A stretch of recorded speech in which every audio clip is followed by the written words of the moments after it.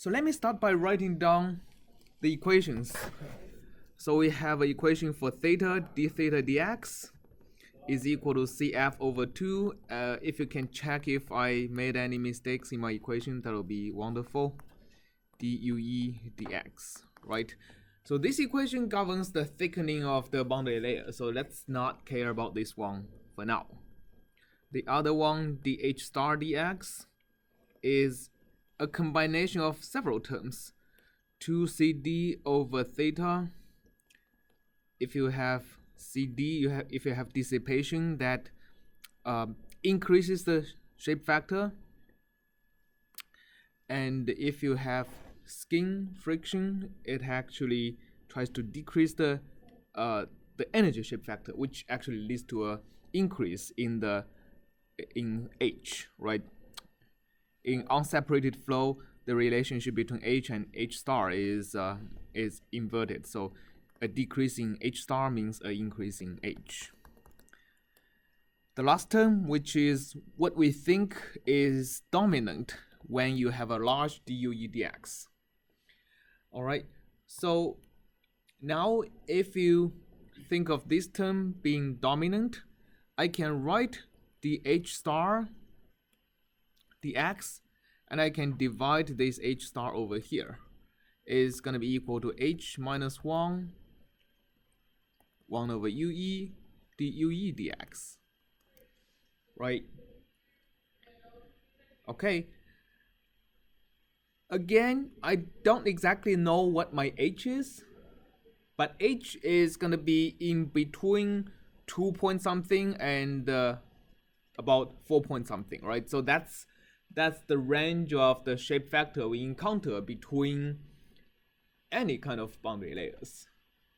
In the Faulkner-Stan family of solutions, a flow that is driven by extremely strong favorable pressure gradient has a H about 2.1 something, 2.2, and a near separating flow has a H of 4 point something, right?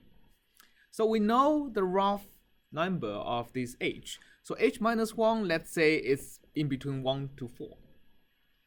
Okay, so that means my delta in the log of H star is about 1 to 4 times the delta in the log of UE, right? All right.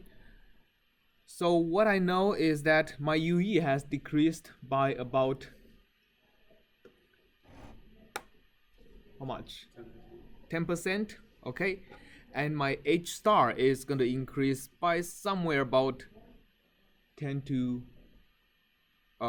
it's going to decrease by somewhere about 10 to 40%, right? So that is going to give us a hint of whether the flow is going to separate or not. So let me go back and look at the relationship between the H star and H.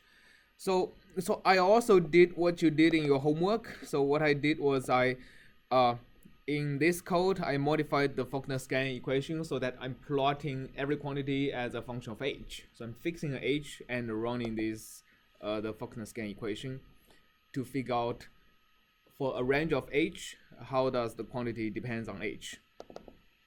All right. So one thing you see quite clearly is that when you fix a H, you can go over a larger range of H. So last lecture I said something wrong. I said you might be able to get 2 solutions for the same H. That was not right. You can get 2 solutions for the same A, but not for the same H. So if you look at the relationship between H and A, it also has an inflection point. When you further increase H, A, instead of further increasing, it actually starts to decrease a little bit. Okay, so when you fix a H, the advantage of solving the Faulkner-Stan equation with a fixed H is you can go for a larger H and go into the region where the flow separates. So this is all the family of solutions I get by fixing H. And then you can see I get, for extremely large values of H, you can get a separating boundary layer profile.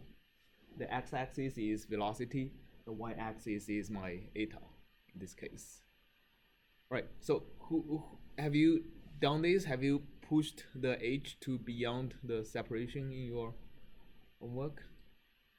Try that. It's gonna be a very easy thing to do, right? Just set for a different h. All right, but now we also have an idea of how does my h star depend on h. In particular, I know what is the limit in my h star. Right, so where in this equation, where in this curve is the Blasius boundary layer?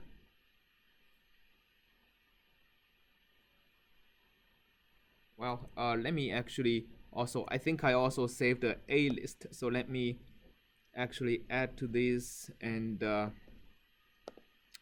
put another subplot for, and I'll just plot my A list. Okay.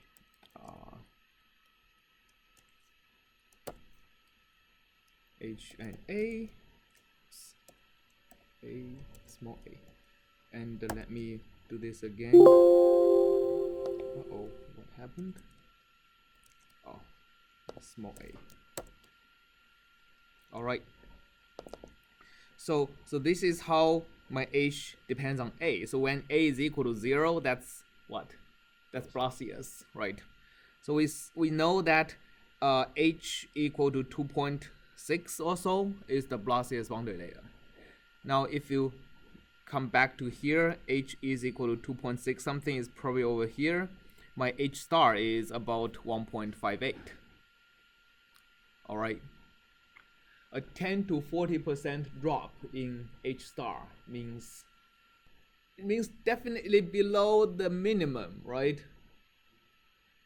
So that is basically based on just the fact that if you take h minus 1, it'll be something that is greater than 1, right? It's impossible, like over the range, h minus 1 is always greater than 1. So you always get like a factor of 1 to 4 more dropping h star than what you can get in the velocity. Okay, so that is going to make the flow separate.